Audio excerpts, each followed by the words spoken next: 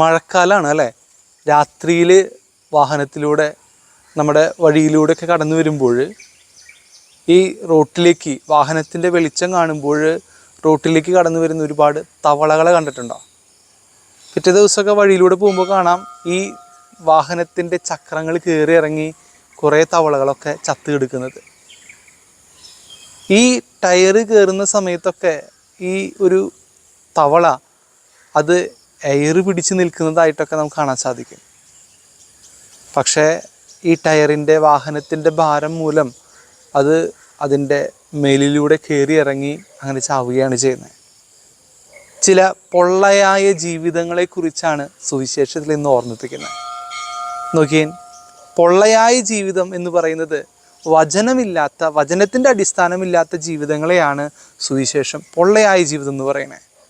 വചനത്തിൻ്റെ അടിസ്ഥാനത്തിലാണ് ഞാൻ ജീവിക്കുന്നതെങ്കിൽ, ഉറച്ച അടിസ്ഥാനത്തിൽ, ആഴമേറിയ അടിസ്ഥാനത്തിൽ ഭവനം പണിതവന് തുല്യമെന്നാണ് വചനത്തിൽ ഓർമ്മിപ്പിക്കുന്നത്. എന്നാൽ കർത്താവെ കർത്താവെ എന്ന് വിളിക്കുകയും വചനമനുസരിക്കാതെ ജീവിക്കുകയും ചെയ്യുന്നവർ നോക്കിയേ, മണൽത്തിട്ടയിൽ വീട് പണിതതിന് തുല്യമെന്നും വചനം ഓർമ്മിപ്പിക്കുന്നുണ്ട്. അപ്പം അതുകൊണ്ട് നമ്മുടെ ജീവിതത്തിൻ്റെ ഒക്കെ അടിസ്ഥാനം എന്ന് പറയുന്നത് വചനമാണ്. വചനം ജീവിക്കാനായിട്ട് പരിശ്രമിക്കാം. വാക്കുകൊണ്ടൊക്കെ വചനം പ്രസംഗിക്കാനും വചനം പങ്കുവെക്കാനൊക്കെ എളുപ്പമാണ്. പക്ഷേ വചനം ജീവിക്കാൻ സാധിക്കുമ്പോഴാണ് ഉറച്ച അടിസ്ഥാനത്തിൽ ഭവനം പണിതതിന് തുല്യമായിട്ട് മാറുള്ളൂ.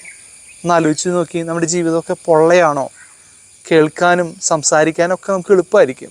പക്ഷേ ജീവിതത്തിൽ വചനത്തിൻ്റെ പ്രാധാന്യം നിറവേറ്റാനായിട്ട് സാധിക്കുമ്പോഴാണ് നമ്മുടെ ജീവിതത്തിനൊക്കെ ഒരു വലിയ ഉറച്ച തീരുമാനവും അടിസ്ഥാനമൊക്കെ ഉണ്ടാവണേ. അപ്പം അതുകൊണ്ട് സ്നേഹമുള്ളവരെ, വചനം ജീവിക്കുന്ന വലിയ ജീവിതങ്ങളായിട്ട് തീരാൻ വചനത്തിൻ്റെ അടിസ്ഥാനത്തിൽ ജീവിക്കാനായിട്ട് നമുക്കൊന്ന് പരിശ്രമിച്ചൂടെ? ഈ ഈശോ പറയുന്ന വചനം ജീവിതത്തിൽ പ്രാവർത്തികമാക്കാനും അങ്ങനെ ആ വചനത്തിന് എൻ്റെ ജീവിതം വഴി മാംസവും എൻ്റെ ജീവിതം വഴി ആ വചനത്തിനൊരു ജീവനും നൽകാനായിട്ടൊന്ന് പരിശ്രമിക്കാം. ദൈവം സമൃദ്ധമായി അനുഗ്രഹിക്കട്ടെ.